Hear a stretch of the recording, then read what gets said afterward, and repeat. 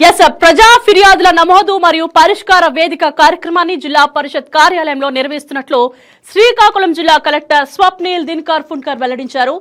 అర్జీదారులు తమ అర్జీలను నేరుగా జిల్లా కార్యక్రమంలోన లేదా ఆన్లైన్ లో నమోదు చేసుకోవచ్చని తెలిపారు. రెవెన్యూ సమస్యల పరిష్కారానికి రెవెన్యూ క్లినిక్ కార్యక్రమాన్ని సమాంతరంగా నిర్వహిస్తున్నట్లు తెలిపారు. ఇదిలా ఉంటే శ్రీకాకుళం నగరంలో డయేరియా వ్యాప్తి చెందడంపై సీరియస్ అయిన ప్రభుత్వం సంబంధిత శాఖ అధికారులపై కఠిన చర్యలు తీసుకుంటుంది. దీనిపై మరింత సమాచారం మా శ్రీకాకుళం జిల్లా స్పెషల్ కరెస్పాండెంట్ పి రాంబాబు మరింత సమాచారాన్ని అందిస్తారు. Good morning Rambabu, over to you. చెప్పండి, అప్డేట్స్ ఏంటి? Good morning Indraja.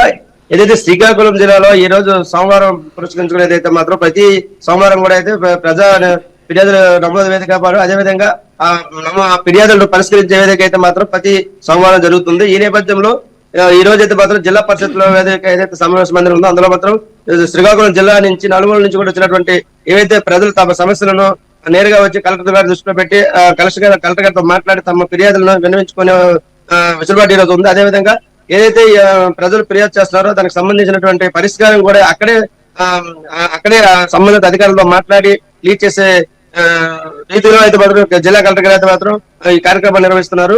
ఇదే విధంగా ఏదైతే ఇక్కడ ఉన్నటువంటి ప్రజా ఫిర్యాదులు ఏదైనా నమోదు వేదికలు అయితే మాత్రం ఎక్కువగా రెవెన్యూ సమస్యలు అయితే వస్తున్నాయి.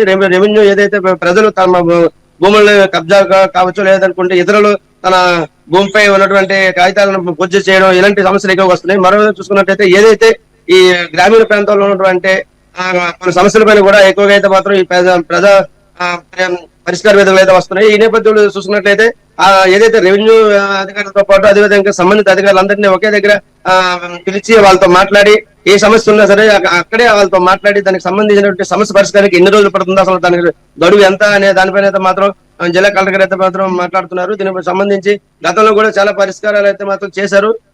మినిమం రోజుకు ఒక 300 నుంచి 400 సమస్యలు అయితే మాత్రం కలెక్టర్ గారికి వస్తున్నాయి. దీనికి సంబంధించి వెంటనే పరిష్కార మార్గాలు కూడా చేస్తున్న పరిస్థితి కనిపిస్తుంది. అది ఈ విధంగా చూసుకున్నట్లయితే శ్రీకాకుళంలో గత 8 రోజులకి అయితే మాత్రం శ్రీకాకుళం డయేరియాతో అతలకుతలమవుతున్న పరిస్థితి మనం చూస్తున్నాం.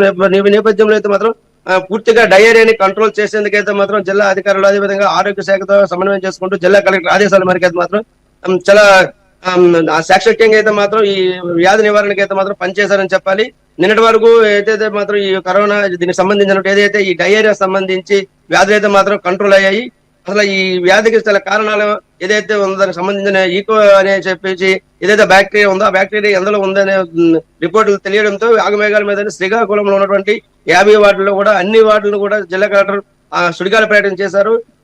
నిన్న ఈ రోజు అదేవిధంగా ఈ రోజు ఇప్పుడు ప్రెజెంట్ కూడా ఆయన ఏదైతే ఈ వార్డుల పరిశీలనలో భాగంగా డ్రైనేజీ సిస్టమ్ తో పాటు అదేవిధంగా వాల్స్ ఎక్కడ ఉన్నాయి, అదేవిధంగా ఈ వాటర్ పైప్ లైన్స్ ఏ విధంగా వెళ్తున్నాయి, ఎక్కడెక్కడ దీనికి మ్యాన్ హోల్స్ ఉన్నాయి, ఆ మ్యాన్ హోల్స్ దగ్గర ఎటువంటి డ్రైనేజీ కనెక్షన్ ఉందా లేదనుకుంటే వాళ్ళని శుభ్రంగా ఉన్నాయా లేదన్న పైన మాత్రం ఎవరికి ఏంటంటే ఈ మున్సిపాలిటీలో ఉన్నటువంటి ఏదైతే సిబ్బంది ఉన్నారో సిబ్బందికి తెలియకుండా అదేవిధంగా అధికారులకు కూడా ఇటువంటి సమస్యలు ఇవ్వకుండా నేరుగా కలెక్టర్ గారు స్వయంగా ప్రతి వీధిలో వెళ్తున్నారు. దానికి సంబంధించిన డ్రైనేజ్ సిస్టమ్ చూస్తున్నారు. చూసి అక్కడి నుంచి సంబంధిత అధికారికి కాల్ చేస్తున్నారు. కాల్ చేసి అక్కడ పిలిపించి దానికి సంబంధించిన పరిష్కారం అసలు మీరు ఎందుకు పని చేయట్లేదు లేదనుకుంటే దీనిపైన మీరు దృష్టి సారించలేదు అనే విషయం పైన కలెక్టర్ గారు చాలా సీరియస్ అవుతున్నారు.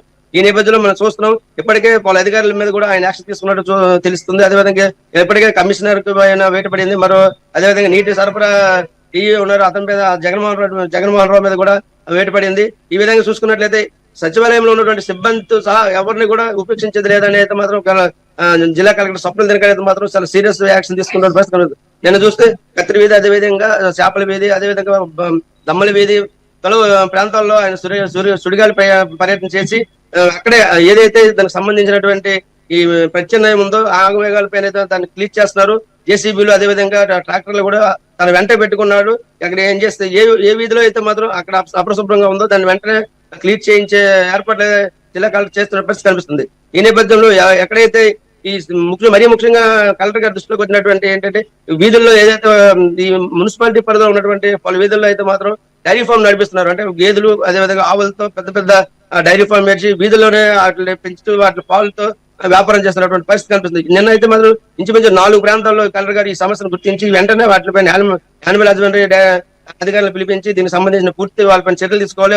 వీధిలో పెట్టి ఈ పేడ వచ్చినటువంటి వ్యర్థాలని కూడా ఏదైతే ఈ డ్రైనేజ్ కలుస్తుందో దానివల్ల ఎక్కడికక్కడ బ్లాక్లు అవుతున్నాయని అయితే మాత్రం కలెక్టర్ గారు అయితే మాత్రం దాన్ని గుర్తించి వాళ్ళపైన అన్నిట్లో వాళ్ళపైన తగు చర్యలు తీసుకోవాలి. అదేవిధంగా ఖాళీ ప్లేసులు ఏదైతే ఓనర్స్ ఉంటారో ఆ ప్లేసులకు సంబంధించి చెత్త చెదరంతో నిండిపోవడంతో వాళ్ళు క్లీన్ చేయకుండా అలా విడిచడంతో అది కూడా ఒక విధంగా డ్రైనేజీకి కంపు కొట్టే ప్రయత్నం చేస్తుంది. కాబట్టి వాళ్ళు కూడా నోటీసులు జారీ చేసే పరిస్థితి కలెక్టర్ గారు ఇవన్నీ చూసుకున్నట్లయితే ఏదైతే ఈ డయేరియా బారినటువంటి ఏదైతే ఇద్దరు మృతి చెందారో దానికి సంబంధించి పలువురు ఈ వ్యాధి ద్వారా బారిన పడి అనారోగ్య పాలయ్యారో దీనికి సంబంధించి పూర్తి స్థాయిలో అయితే జిల్లా కలెక్టర్ గారు దానికి సంబంధించి ఏదైతే రక్షణ చేయాలో ఈ డయేరియా మరలా ప్రబలకుండా ఏ నివారణ చర్యలు చేయాలో దానికి అన్నింటిని కూడా అయితే మాత్రం జిల్లా కలెక్టర్ గారు అయితే మాత్రం ప్రస్తుతం అయితే మాత్రం యాక్షన్ తీసుకున్నారని చెప్పాలి. ఇంద్రజ.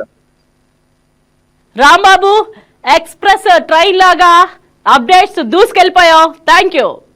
ఈ వీడియో మీకు నచ్చినట్లయితే లైక్ చేయండి, షేర్ చేయండి, మా ఛానల్ కి సబ్స్క్రైబ్ చేయండి.